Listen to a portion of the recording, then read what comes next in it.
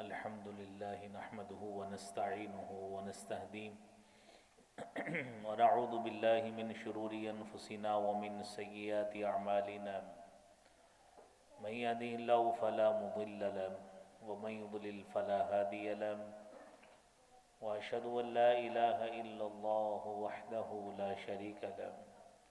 وأشهد أن محمدا عبده ورسوله يا أيها الذين آمنوا اتقوا الله حق تقاته ولا تموتن إلا وأنتم مسلمون يا أيها الناس اتقوا ربكم الذي خلقكم من نفس واحدة وخلق منها زوجها وبث منهما رجالا كثيرا ونساء واتقوا الله الذي تساءلون به والأرحام إن الله كان عليكم رقيبا يا أيها الذين آمنوا اتقوا الله وقولوا قولا سديدا يصلح لكم أعمالكم ويغفر لكم ذنوبكم ومن يطع الله ورسوله فقد فاز فوزا عظيما اللهم انفعنا بما علمتنا وعلمنا ما ينفعنا وزدنا علما أعوذ بالله السميع العليم من الشيطان الرجيم بسم الله الرحمن الرحيم ولكن الله حبب إليكم الإيمان وزينه في قلوبكم وكره إليكم الكفر والفسوق والعصيان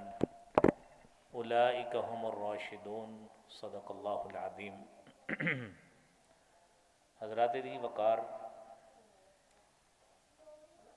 یہ ہم سب لوگوں کی خوش بختی ہے، سعادت ہے کہ ہم آج مسجد میں اصحاب رسول صلی اللہ علیہ وآلہ وسلم، اہل بیت اطہار رضوان اللہ علیہ مجمعین، ان کے حوالے سے کچھ گفتگو سنیں گے۔ تو وقت چونکہ جتنا مجھے کہا گیا ہے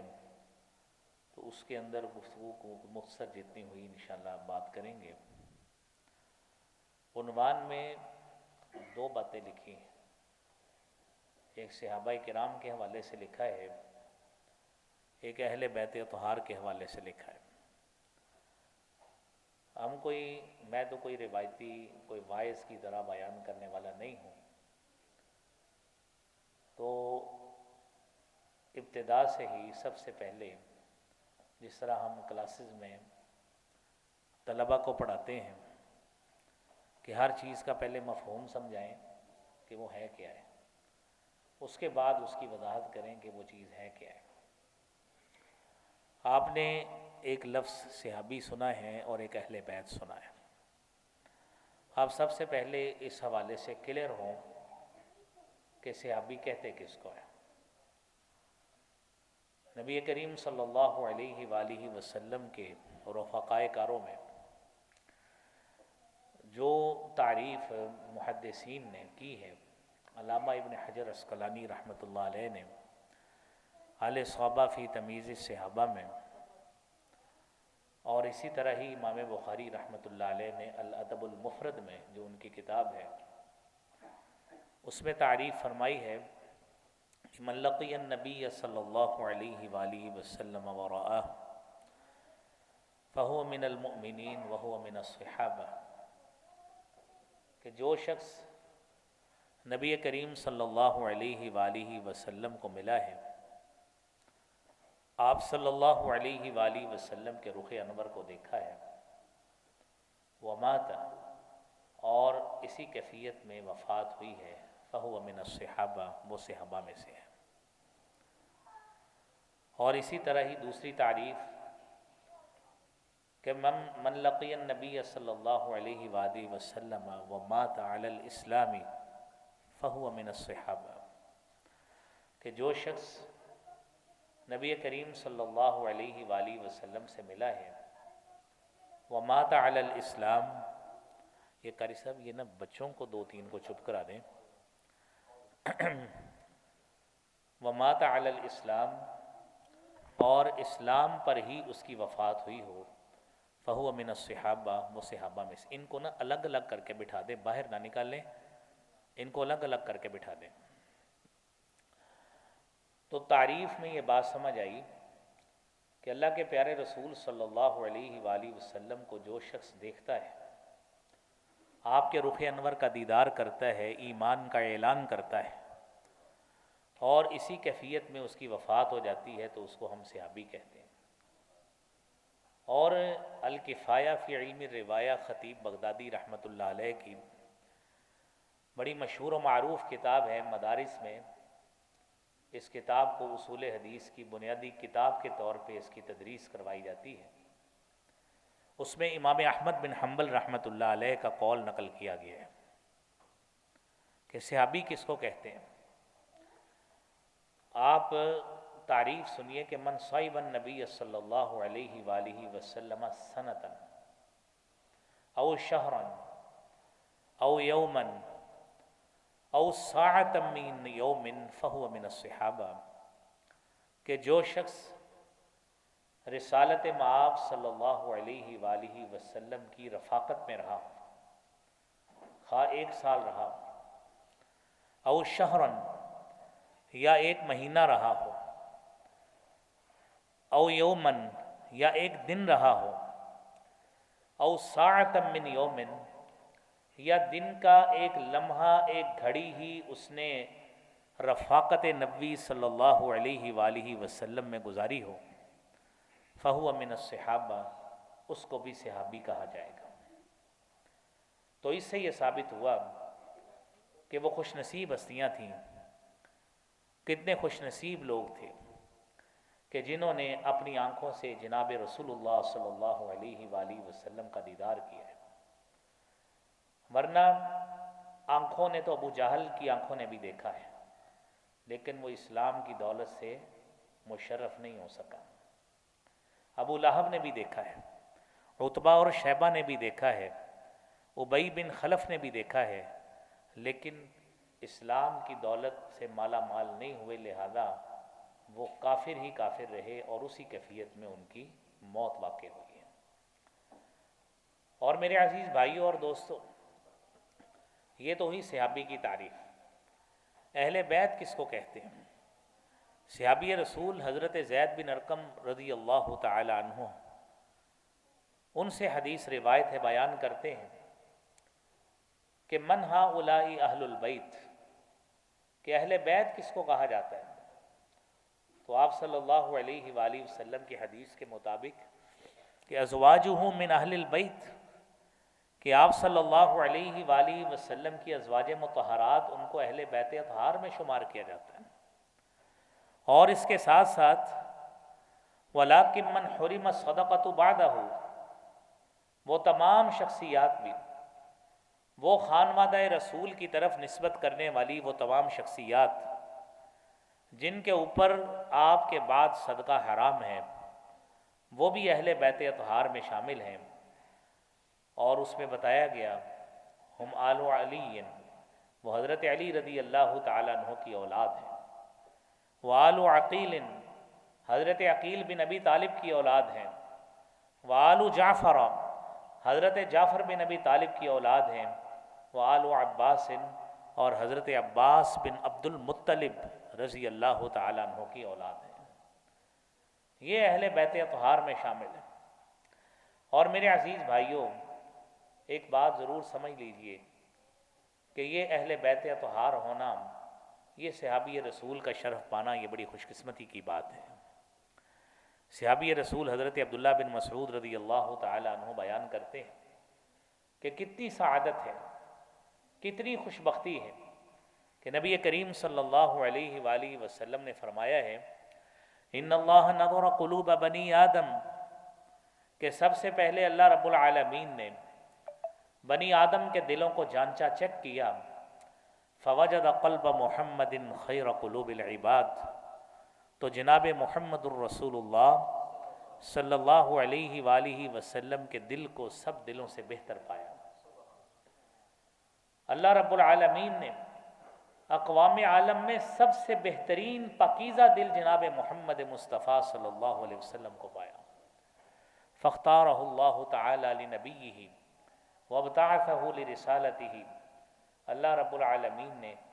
آپ صلی اللہ علیہ وآلہ وسلم کو اپنی نبوت اور رسالت کے لیے منتخب فرمایا۔ یہ پہلا انتخاب ہے روئے زمین سے۔ جب چنیدہ لوگوں کا انتخاب کیا گیا تو سب سے بہترین شخص جناب محمد الرسول اللہ صلی اللہ علیہ وسلم۔ پھر آپ کے بعد ثم نظر قلوب بنی آدم بعد قلب محمد صلی اللہ علیہ وآلہ وسلم، رسالت مآب صلی اللہ علیہ وآلہ وسلم کے بعد اللہ رب العالمین نے اقوام عالم کے دلوں کو جانچا، فوجد قلوب اصحاب محمد خیر قلوب العباد، تو آپ صلی اللہ علیہ وآلہ وسلم کے رفقائے کاروں کو، آپ کے صحابہ کرام کو، آپ کے اہل بیت اطہار کو، ان کے دلوں کو آپ صلی اللہ علیہ وآلہ وسلم کے دل کے بعد سب سے بہترین دل پایا ہے۔ فاختارہم اللہ تعالی لصحبتہ،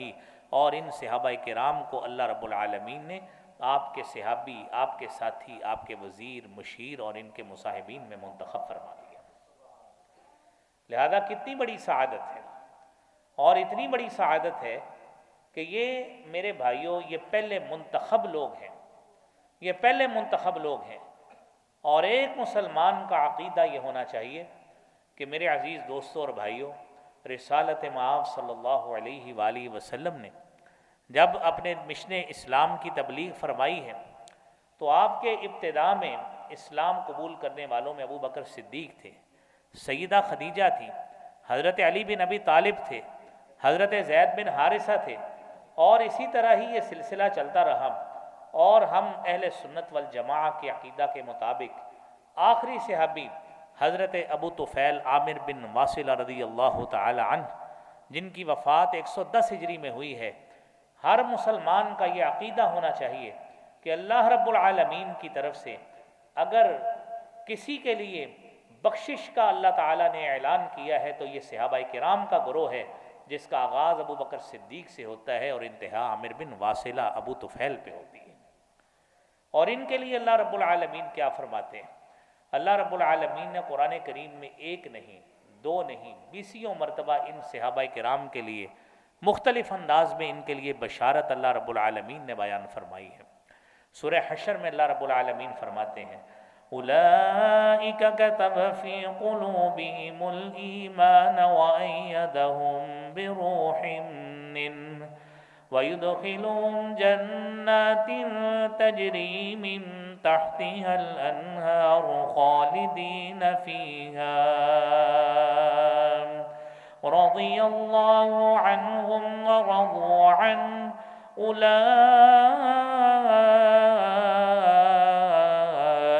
حِزْبُ اللَّهِ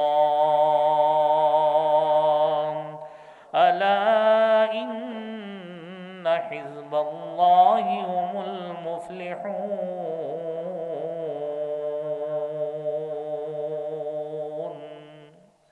اللہ رب العالمین نے ان لوگوں کے دلوں پہ ایمان کو نقش کر دیا، اپنی طرف سے ان کی تائید فرمائی۔ اور میرے عزیز دوستوں اور بھائیوں، کیسی تائید فرمائی کہ جس ابو بکر صدیق نے اپنے مخالفین کے تھپیڑے بھی کھائے، بلال نے، خباب نے، عمار بن یاسر کی والدہ نے، کتنے صحابہ کرام میرے عزیز بھائیوں اور دوستوں ایسے ہیں کہ جنہوں نے اس اسلام کی خاطر، اس مشن نبوت کی خاطر، اس کے پرچار کی خاطر، اس کے علم کو بلند رکھنے کے لیے جنہوں نے اپنا جسم بھی پیش کیا، اپنا مال بھی پیش کیا، اپنی جانیں بھی پیش کر دیں، اللہ رب العالمین ان کے لیے فرماتے ہیں کہ اللہ رب العالمین نے ان کے دلوں پہ ایمان کو نقش کر دیا ہے۔ وَأَيَّدَهُمْ بِرُوحٍ مِّنْهُ، اپنی طرف سے روح کے ساتھ ان کی تائید فرمائی، جنت تیار کی۔ اولئک حزب اللہ، میرا مالک اعلان کرتا ہے کہ یہ اللہ کا گروہ ہے۔ حزب اللہ اگر اللہ تعالیٰ نے قرآن میں کہا ہے تو ان صحابہ کرام کے گروہ کو کہا ہے، کسی اور کو نہیں کہا۔ یہ صحابہ کرام پر مشتمل لوگ، یہ اہل بیت اطہار پر مشتمل لوگ، یہ حزب اللہ ہے، یہ اللہ کا گروہ ہے، یہ اللہ کا لشکر ہے، جنہوں نے اس دین کو پھیلانے میں، اس دین کی آبیاری میں جنہوں نے اپنا مال بھی دیا ہے، اپنی جانیں بھی نچھاور کی ہیں، یہ وہ حقیقی لوگ ہیں جن کے بارے میں اللہ تعالیٰ فرماتے ہیں اولئک هم المفلحون، یہ کامیاب لوگ ہیں۔ میرے عزیز بھائیوں، ان صحابہ کرام اور اہل بیت اطہار کے حوالے سے اللہ رب العالمین نے سورہ حجرات کی 6 نمبر آیت میں فرمایا ہے وَلَكِنَّ اللَّهَ حَبَّبَ إِلَيْكُمُ الْإِيمَانَ وَزَيَّنَهُ فِي قُلُوبِكُمْ وَكَرَّهَ إِلَيْكُمُ الْكُفْرَ وَالْفُسُوقَ وَالْعِصْيَانَ أُولَئِكَ هُمُ الرَّاشِدُونَ۔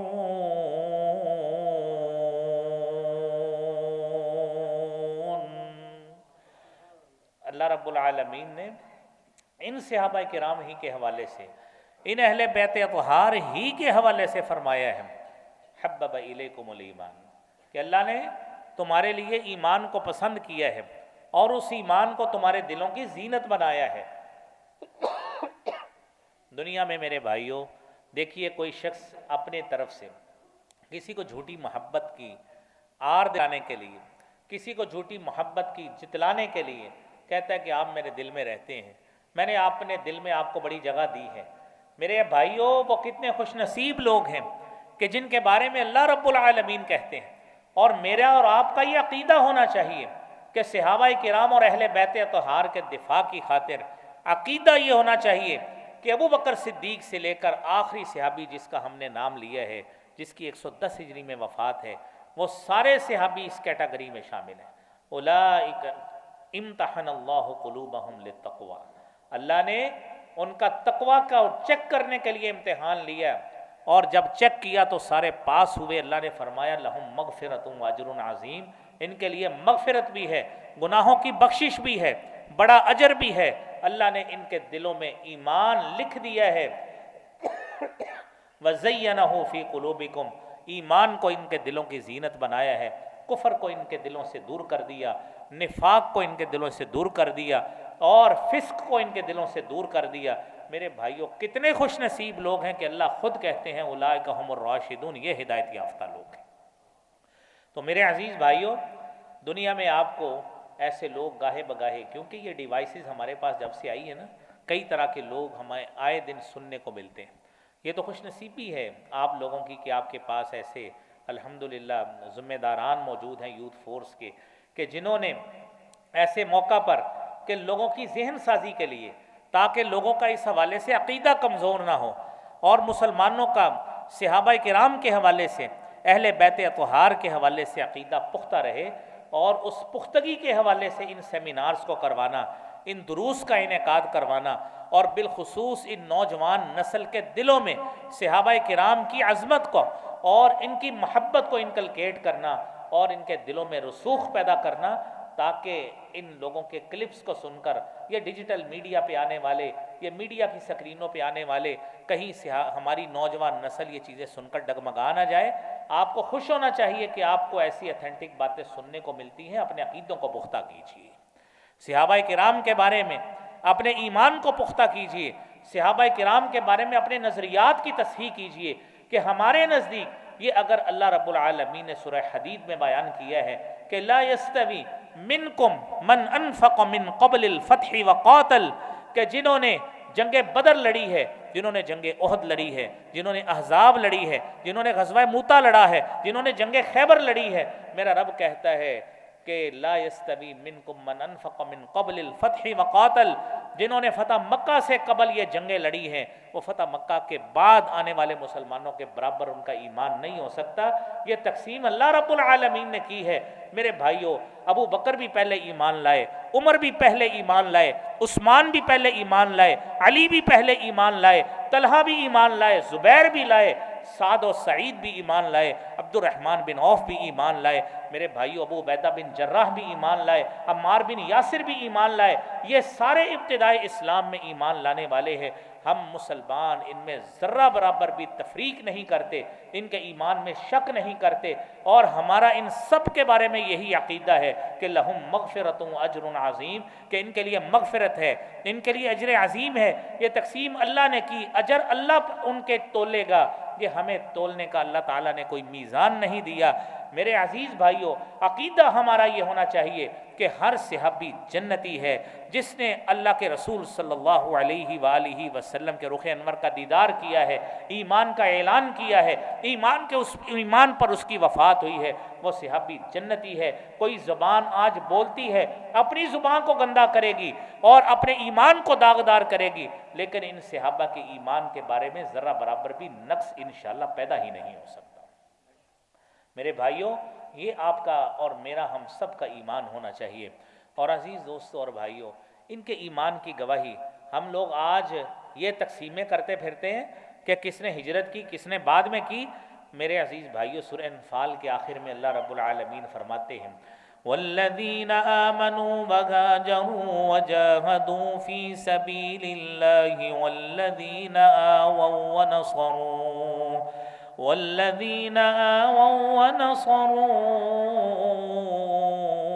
اولئک هم المؤمنون حقا لهم مغفرۃ ورزق کریم۔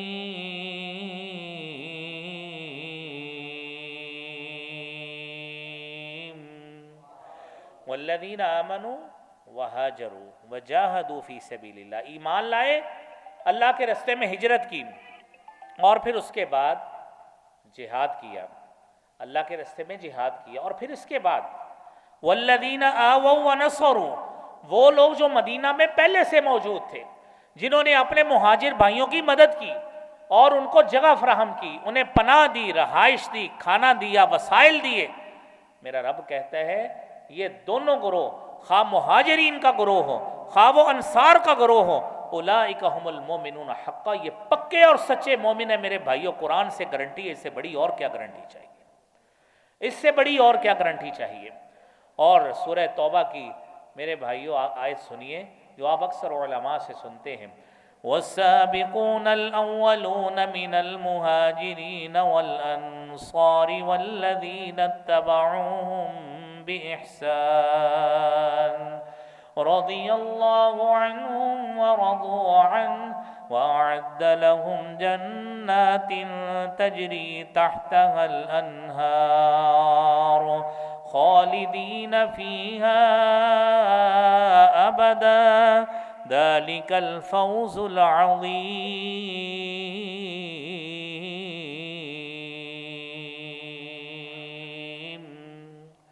یہ پہلے پہل سبقت کرنے والے،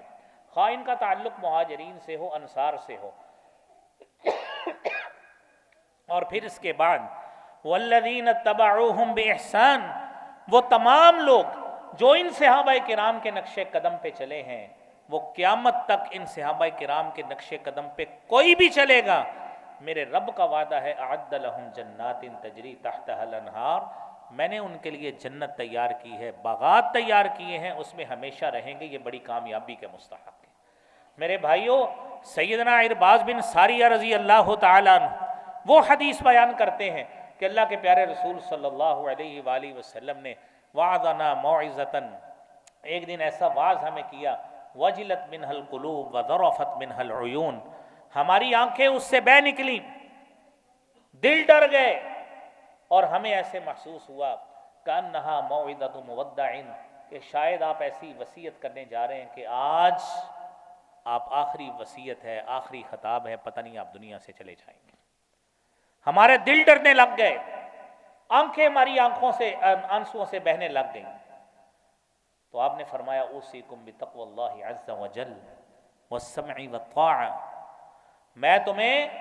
اللہ سے ڈرنے کی وصیت کرتا ہوں، دین کی باتیں سننے اور اطاعت کرنے کی نصیحت کرتا ہوں، اور یاد رکھنا ایاکم ومحدثات الامور، دین میں نئی پیدا ہونے والی باتوں سے بچنا، دین میں نئی پیدا ہونے والی باتوں سے بچنا، علیکم بسنتی وسنت الخلفاء الراشدین المہدیین، میری سنت کو لازم پکڑ لینا اور میرے خلفاء کی سنت کو، ان کے طریقے کو لازم پکڑ لینا، اور ان کے طریقے کو تھامے رکھو گے، عزو علیہا بالنواجز، اگر ہاتھوں سے نہیں پکڑا جاتا، اپنے دانتوں داڑوں سے اس طریقے کو محفوظ کر کے پکڑ لینا، اس پہ چلتے رہنا، سیدھے جنت میں چلے جاؤ گے۔ میرے عزیز بھائیو یہ وہ طریقہ ہے. اور صحابی حضرت عبداللہ بن عمر رضی اللہ تعالیٰ عنہما فرماتے تھے کہ من کان مستنن فلیستن بمن قد مات. جو شخص آج کسی کا طریقہ اختیار کرنا چاہتا ہے، میرے بھائیوں ہم تو یونیورسٹی میں لوگوں کو یہ باتیں کہتے ہیں کہ آپ ہیئر سٹائل بناتے ہیں کہ میں فلاں اداکار کے مطابق فلاں ایکٹر کے مطابق بنانے جا رہا ہوں، میں نے فلاں یہ چیز، یہ ایپرن پہنا ہے، اپر پہنا ہے، یہ فلاں شرٹ پہنی ہے، کیوں؟ یہ فلاں یہ سیلیبریٹی ہے اس نے پہنی ہے. میرے بھائیوں ہمارے لیے آئیڈیل یہ نہیں ہوتے. میرے صحابی حضرت عبداللہ بن عمر رضی اللہ تعالیٰ عنہما بیان کرتے ہیں کہ من کان مستنن، جو کسی سنت کو تھامنا چاہتا ہے، کسی کا طریقہ لینا چاہتا ہے، فلیستن بمن قد مات، اس کو چاہیے کہ وہ ان کا طریقہ اختیار کرے، ان صحابہ کا، اہل بیت کا جو دنیا سے چلے گئے. وہ لوگ اولئک اصحاب محمد، یہ نبی کریم صلی اللہ علیہ وآلہ وسلم کے صحابہ ہیں. کیسے صحابہ ہیں؟ اعمقها علما، کہ جو علم کے اعتبار سے بڑے گہرے تھے، علم کے اعتبار سے بڑے دانا تھے، علم کے پہاڑ تھے، وہ صحابہ کرام ان کا طریقہ اپنائیے. وَأَقَلَّهَا تَقَلُّفًا، تکلف کے اعتبار سے بڑے کم تھے، تکلف کرنے والے نہیں تھے، سیدھی ستھری صاف ستھری بات کرنے والے تھے. اور اس کے بعد اولئک اصحاب محمد کانوا علی الہدی المستقیم، یہ سیدھے رستے کے محافظ تھے، اسی کے ہی داعی تھے، اور اسی پہ ہی خود چلنے والے، اسی کی تبلیغ کرنے والے، اور اسی کے رہبر و رہنما تھے. جس نے یہ طریقہ اپنانا ہے وہ ان صحابہ کرام کا طریقہ اپنائے. میرے عزیز بھائیوں دنیا میں آج جو ہمارے جو کرنے والا کام ہے وہ یہ ہے کہ ایک بات آپ کو بتائی کہ ابتدا سے لے کر انتہا تک تمام صحابہ کرام ہمارے لیے واجب الاحترام ہے، اور ان کا کوئی زندگی کا گوشہ پکڑ کر اس کو اپنے گفتگو کی زینت بنانے کے لیے، نعرے لگوانے کے لیے، اور ویوز حاصل کرنے کے لیے، اور سبسکرائبرز حاصل کرنے کے لیے فیس بک پر، سوشل میڈیا پر اور دیگر ڈیجیٹل ڈیوائسز پر کوئی ایسی بات کرنا، یہ میرے بھائیوں مسلمان کا شیوا نہیں ہے، یہ مسلمان کا شیوا نہیں ہے. اور میں آپ کو یہاں پہ صرف 2 واقعات، 2 احادیث آپ کو بتاتا ہوں تاکہ ہماری ذہن سازی بھی ہو، ہماری ذہن سازی ہو. اور فیصلہ صرف یہ ہے کہ جب ہم کسی ٹیبل پہ بیٹھتے ہیں نا تو ہمارا ذہن پہلے کس طرف کا بنا ہوتا ہے، فیصلہ اس وقت ہی ہو جاتا ہے. اگر ہمارے دلوں میں صحابہ کی محبت ہے تو احادیث نبویہ سے ہمیں محبت کے درس ملیں گے. اگر ہمارے دلوں میں صحابہ کے بارے میں پہلے ہی نفرت ہے، یا کوئی ایسی چیز ہائی لائٹ کر کے صحابہ کے گروہ میں نفرت اجاگر کرنا چاہتے ہیں، تو ہمیں محبت کبھی بھی نہیں مل سکتی. صحیح بخاری کی حدیث ہے، حضرت عمار بن یاسر رضی اللہ تعالیٰ عنہ کے حوالے سے 2812 نمبر. آپ اکثر حدیث عمار سنتے ہیں کہ حضرت عمار بن یاسر رضی اللہ تعالیٰ عنہ اینٹیں اٹھا رہے تھے، آپ صلی اللہ علیہ وسلم پاس گئے، آپ نے ان کی مٹی صاف کی تو انہوں نے کہا یہ لوگ مجھے ڈبل اینٹیں اٹھوا رہے ہیں. تو آپ صلی اللہ علیہ وسلم نے فرمایا کہ کوئی نہیں، کوئی بات نہیں، کہتے یہ مجھے قتل کر دیں. فرمایا ویحا عمار،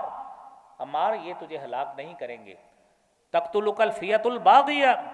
تجھے ایک باغی گروہ قتل کرے گا، باغی گروہ قتل کرے گا. تدعوہم الی الجنہ ویدعوک الی النار، تو ان کو جنت کی طرف دعوت دے گا اور وہ لوگ تجھے جہنم، وہ دوسری طرف جہنم کی آگ کی طرف بلانے والے ہوں گے، لیکن تو ان کو جنت کی طرف دعوت دینے والا ہوگا. میرے بھائیوں جنہوں نے اس میں تخریب کاری کرنی تھی انہوں نے اس حدیث میں بھی تخریب کاری کر لی. میرے عزیز بھائیوں دیکھیے، میں آپ کو چھوٹی سی 2-3 نکات اس حوالے سے اس حدیث کے سمجھاؤں تاکہ ہمیں، ہماری نوجوان نسل کو آئے دن جو ہمارے پاس بھی ہمارے اسٹوڈنٹس احادیث لے کے آتے ہیں کہ یہ دیکھیے جی اس کا تجزیہ کر دیں، یہ حدیث ہم نے فلاں یوٹیوبر سے سنی ہے، فلاں سے سنی ہے، فلاں سے سنی ہے. ایک بات ذہن میں رکھیں کہ باغی کس کو کہا جاتا ہے؟ باغی اس کو کہا جاتا ہے جو وقت کی حکومت کا باغی ہوتا ہے، اس کے خلاف اعلان بغاوت کرتا ہے. اور وہ اعلان بغاوت کرنے والے اشتر نخی تھے، وہ بغاوت کرنے والے عبداللہ بن سبا تھے، ان کے پیروکار تھے جنہوں نے حضرت عثمان رضی اللہ تعالیٰ عنہ کے خلاف، عثمان غنی کے خلاف سازشیں کی ہیں، اور ان کے خلاف سازش کر کے حضرت عثمان رضی اللہ تعالیٰ عنہ کو شہید کیا ہے. یہ وہ باغی گروہ تھا، اور اس باغی گروہ نے حضرت عمار بن یاسر رضی اللہ تعالیٰ عنہ کو قتل کیا ہے. اب آپ صلی اللہ علیہ وآلہ وسلم، یہ ابتدائی 1-2 ہجری کی بات ہے، جب مسجد نبوی ابھی بن رہی تھی، اس وقت کی بات ہے جو آپ صلی اللہ علیہ وسلم نے حضرت عمار کو یہ بات کہی تھی۔ 37 ہجری میں حضرت عمار کی شہادت ہوتی ہے، 37 ہجری میں۔ اور میرے بھائیوں، یہی لوگ جنگ صفین میں حضرت معاویہ کے ساتھ نہیں، حضرت علی کے گروپ میں شامل ہو گئے، حضرت علی کے گروپ میں شامل ہو گئے۔ اور اگر آپ اس کو البدایہ والنہایہ میں حافظ ابن کثیر رحمۃ اللہ علیہ نے تفصیلاً اس کو نقل کیا ہے کہ حضرت علی رضی اللہ تعالیٰ عنہ کہتے ہیں کہ میں کل صلح کرنے کے لیے ان لوگوں کو ساتھ لے کے جاؤں گا جو حضرت عثمان کے قتل میں شامل نہیں تھے، اور انہوں نے یہ سارے اشتر نخی، عبداللہ بن ابی اوفا، تقریباً 10 لوگ تھے، حضرت علی رضی اللہ تعالیٰ عنہ ان کو ساتھ نہیں لے کر گئے۔ اب ان کو جب پتہ لگا، ان لوگوں کو، کہ اب حضرت علی کی حضرت معاویہ کے ساتھ تو صلح ہو جائے گی، حضرت معاویہ کے ساتھ صلح ہو جائے گی، تو جس طرح ادھر دنیا داری میں چلتا ہے نا، کسی سیاسی لیڈر نے ویسے الیکشن ہارنا ہو تو وہ ایک آدھا بندہ اپنا ویسے ہی مار دیتا ہے، اپنا بندہ ویسے ہی مار دیتا ہے، اور تاکہ مخالفین میں الزام لگائے، انہوں نے رات کے اندھیرے میں حضرت عمار بن یاسر پہ حملہ کر کے جنگ چھیڑی اور حضرت عمار بن یاسر کو نعوذ باللہ قتل کر دیا۔ اور وہ باغی گروہ تھے 3، ایک گروہ حضرت معاویہ رضی اللہ تعالیٰ عنہ کا تھا، ایک گروہ حضرت علی رضی اللہ تعالیٰ عنہ کا تھا، اور تیسرا گروہ ان سبائیوں کا تھا، ان بلوائیوں کا تھا جو حضرت عثمان کے قاتل تھے، اور انہوں نے ظاہری طور پہ حضرت علی کے گروہ میں شامل ہو کر پناہ لینے کی کوشش کی تھی۔ جب حضرت معاویہ اور حضرت علی کی صلح ہونے لگی، حضرت علی خود کہتے ہیں کہ میں حضرت معاویہ کے فالوور جتنے ان سب کو جنتی خیال کرتا ہوں۔ جب انہوں نے یہ بات کہی، انہوں نے سوچا ہماری دال نہیں گلنے والی، انہوں نے اپنی طرف سے حضرت عمار بن یاسر کا قتل کر دیا۔ میرے بھائیوں، یہ حدیث ہے، اور امام بخاری رحمۃ اللہ علیہ نے تاریخ الصغیر میں ایک اور حدیث نقل کی ہے تاکہ آپ کو اس حدیث کا، جس کو کہتے ہیں نا، چانن ہو جائے اچھی طرح۔ امام بخاری رحمۃ اللہ علیہ نے تاریخ الصغیر میں حدیث نقل کی، اور اس میں حضرت ام عمارہ رضی اللہ تعالیٰ عنہ ان کے حوالے سے کہ حضرت عمار کو ایک دن بیماری لاحق ہوئی، تو انہوں نے کہا کہ شاید آپ کی اے عمار، شاید آپ کی اس بیماری سے وفات ہو جائے۔ کہنے لگے میری اس بیماری سے وفات نہیں ہوگی، میری اس بیماری سے وفات نہیں ہوگی، کیونکہ مجھے اللہ کے رسول صلی اللہ علیہ وسلم نے بشارت دی ہے کہ تجھے باغی گروہ قتل کرے گا، میں تو اپنے خاندان میں بیٹھا ہوں، باغی گروہ قتل کرے گا۔ اور حدیث کے الفاظ ہیں کہ آپ کو بین فئتین عظیمت، دو حدیثیں مختلف، بین فئتین من المسلمین، کہ مومنوں کے، مسلمانوں کے 2 گروہوں کے درمیان آ کے 2 قتل ہوگا، بین فئتین عظیمتین، 2 بڑے گروہوں کے درمیان آ کے 2 قتل ہوگا۔ اور حضرت عمار بن یاسر واقعتاً اس حدیث کے مطابق ایک طرف حضرت علی کا گروہ، ایک طرف حضرت معاویہ کا گروہ، اور درمیان میں یہ لوگ سازشی جو باغیوں کا گروہ تھا، انہوں نے حضرت عمار بن یاسر رضی اللہ تعالیٰ عنہ کو شہید کیا ہے۔ میرے بھائیوں، لہذا ان احادیث کو بنیاد بنا کر صحابہ میں نعوذ باللہ نفرت کے پہلو اجاگر کر کے امت کو یہ درس دینا کہ صحابہ کرام میں نفرت تھی، ہرگز میرے بھائیوں نہیں تھی، ہرگز میرے بھائیوں نفرت نہیں تھی۔ اور اسی طرح ہی حضرت حسن رضی اللہ تعالیٰ عنہ کے حوالے سے نبی کریم صلی اللہ علیہ وآلہ وسلم اپنے نواسے حضرت حسن سے پیار کر رہے ہیں، حضرت حسن سے پیار کر رہے ہیں، اور گود میں بٹھایا ہے، اور کہتے ہیں ابنی ھذا سید، میرا یہ بیٹا سردار ہوگا، وَلَعَلَّ اللَّهَ أَن يُصْلِحَ بَيْنَ فِئَتَيْنِ مِنَ الْمُسْلِمِينَ، میرا اللہ، میرا رب ان قریب میرے اس بچے کے ذریعے مسلمانوں کے 2 گروہوں میں صلح کروائے گا۔ اور تاریخ نے میرے بھائیوں اس بات کو بھی ثابت کیا کہ حضرت علی رضی اللہ تعالیٰ عنہ کی 21 رمضان 40 ہجری کو شہادت ہوئی ہے۔ جب حضرت علی کی شہادت ہوئی، حضرت علی کے بعد حضرت حسن رضی اللہ تعالیٰ عنہ خلیفہ بنے، 6 مہینے خلیفہ رہے، اور حضرت حسن رضی اللہ تعالیٰ عنہ نے اس وقت جو مسلمانوں کے 2 بڑے گروہ تھے، ایک وہ جو مسلمانوں کا ادھر حضرت حسن رضی اللہ تعالیٰ عنہ کے ساتھ مدینہ منورہ میں، مکہ میں اور عرب کے علاقے میں گروہ، دوسری طرف حضرت امیر معاویہ رضی اللہ تعالیٰ عنہ کا شام میں گروہ، حضرت حسن رضی اللہ تعالیٰ عنہ نے ان دونوں گروہوں میں صلح کروانے کی خاطر اپنے آپ کو دستبردار کر کے خلافت اور حکومت حضرت معاویہ کے سپرد کر دی، اور نبی کریم صلی اللہ علیہ وآلہ وسلم کی وہ بشارت پوری کر دی، وہ بشارت پوری کر دی کہ یہ میرا بیٹا سید ہے، سردار ہے، 2 گروہوں میں صلح کروائے گا۔ حضرت حسن رضی اللہ تعالیٰ عنہ نے اس حدیث کا مصداق خود بن کر اس کو ثابت کر دیا۔ اب میرے بھائیوں، یار لوگ تو یہ بھی کہتے ہیں، نعوذ باللہ حضرت معاویہ کو باغی کہتے ہیں۔ اللہ کے نبی صلی اللہ علیہ وسلم صحیح بخاری کی حدیث میں فرما رہے ہیں کہ مسلمانوں کے دو گروہ میں صلح کروائے گا، اور وہ مسلمانوں کے دونوں گروہ، ایک طرف یہ حضرت حسن کا گروہ، دوسری طرف وہ گروہ جو حضرت معاویہ کا گروہ ہے، ان دونوں میں صلح کروائی ہے حضرت حسن نے۔ تو میرے بھائیوں، کرنے والی بات یہ ہے کہ ہم صحابہ کرام میں کوئی فرق نہیں کرتے۔ ہم صحابہ کرام کی کسی بات کو لے کر آپ کو میرے بھائیوں باغ فدق کی اگر پوری احادیث سنائیں، کئی مرتبہ صحابہ کرام کی آپس میں بھی بحث ہوتی رہی۔ صحیح بخاری کی 3711 12 13 یہ احادیث ہیں جو باغ فدق کے حوالے سے۔ اب اس میں وہ لمبا ایک واقعہ ہے کہ ایک دن حضرت عباس رضی اللہ تعالیٰ نبی صلی اللہ علیہ وسلم کے چچا، اور اسی طرح ہی حضرت علی رضی اللہ تعالیٰ عنہ کا آپس میں ایک جگہ پہ جھگڑا ہو گیا اسی معاملے میں۔ اور یہ آپ یہ باغ فدق کے حوالے سے بھی سمجھیں، اللہ کے رسول صلی اللہ علیہ وآلہ وسلم نے 7 ہجری میں خیبر فتح کیا، وہ زمینیں جو خیبر کے علاقہ میں تھی۔ اب وہ زمین، وہ ساری کی ساری اس کی جو پروڈکشن تھی، اس کی جو آمدن تھی، وہ نبی کریم صلی اللہ علیہ وآلہ وسلم کے لیے جو 10ویں سپارے کی پہلی آیت ہے وَاعْلَمُوا أَنَّمَا غَنِمْتُم مِّن شَيْءٍ فَأَنَّ لِلَّهِ خُمُسَهُ وَلِلرَّسُولِ وَلِذِي الْقُرْبَى وَالْيَتَامَى وَالْمَسَاكِينِ۔ ایک میں نے حدیث عمار کی آپ سے بات کی، دوسری حضرت حسن سے بات کی، حضرت حسن والی، اور تیسری باغ فدق والی۔ اب آپ دیکھیے، یہ مشاجرات صحابہ میں اور بھی بہت سارے واقعات ہیں، ہمارے پاس اتنا وقت نہیں، آخری بات انشاءاللہ بات کریں گے تو اس کے بعد ہم بات ختم کریں گے۔ آپ یہ بات کو سمجھیں، یہ آمدن اللہ کے رسول صلی اللہ علیہ وسلم کے پاس آتی تھی، آپ اپنے لیے، اپنی ازواج مطہرات کے لیے اس میں سے اپنا گزر بسر کرتے تھے، جو قرآن میں آتا ہے ان للہ خمسہ وللرسول ولذی القربى والیتامى والمساکین، کہ اس غنیمت کا 5واں حصہ اللہ کے رسول صلی اللہ علیہ وآلہ وسلم کے، اللہ کے لیے، اللہ کے رسول کے لیے، یتیموں کے لیے، مساکین کے لیے، اس طرح ہے، یہ تقسیم بتائی گئی۔ اب رسالت مآب صلی اللہ علیہ وآلہ وسلم دنیا سے چلے گئے،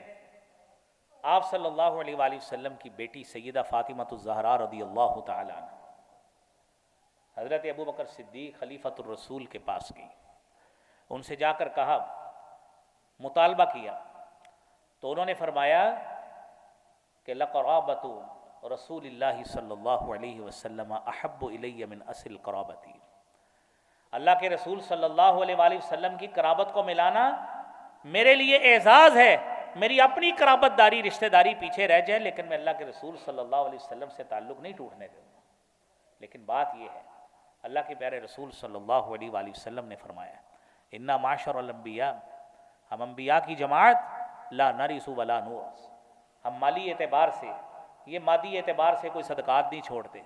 جو باقی رہ جاتا ہے وہ صدقہ ہوتا ہے۔ یہ اللہ کے رسول صلی اللہ علیہ وآلہ وسلم کے لیے تھا۔ میرے عزیز بھائیوں، یہ بات آپ نے ذہن پہ نقش کیجئے کہ حضرت ابو بکر صدیق رضی اللہ تعالیٰ عنہ نے جب یہ بات کہی، سیدہ فاطمہ چلی گئی، انہوں نے اس کے بعد اس کا مطالبہ نہیں کیا۔ 6 مہینے تک رسول کریم صلی اللہ علیہ وآلہ وسلم کی وفات سے 6 مہینے کے بعد حضرت فاطمہ رضی اللہ تعالیٰ عنہ دنیا سے رخصت ہو جاتی ہے، فوت ہو جاتی ہے۔ حضرت ابو بکر صدیق کی وفات ہوتی ہے 22 جمادی الثانی 13 ہجری کو، حضرت عمر فاروق کی شہادت ہوتی ہے 1 محرم 24 ہجری کو، حضرت عثمان کی شہادت ہوتی ہے 18 ذی الحج 35 ہجری کو، اور حضرت علی کی شہادت ہوتی ہے 21 رمضان 40 ہجری کو۔ میرے بھائیوں، یہ 30 سال کا دورانیہ گزر گیا ہے، کسی خلیفہ نے بھی یہ جو باغ فدق تھا اس کو وراثت کے طور پر اللہ کے رسول صلی اللہ علیہ وسلم کی کسی بیوی، کسی بیٹی کے سپرد نہیں کیا، کسی بھی بیٹی کے، کیونکہ بیٹی نبی کریم صلی اللہ علیہ وآلہ وسلم جب نجران کے عیسائیوں کا وفد آیا تھا نا 10 ہجری میں، تو آپ کی صرف ایک بیٹی اس وقت زندہ و حیات و جاوید موجود تھی۔ آپ کے ذہن میں یہ بھی بات واضح ہو جائے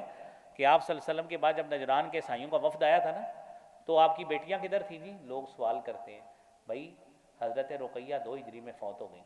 حضرت زینب 8 ہجری میں فوت ہو گئی، حضرت ام کلثوم 9 ہجری میں فوت ہو گئی، رہ کون گئی؟ حضرت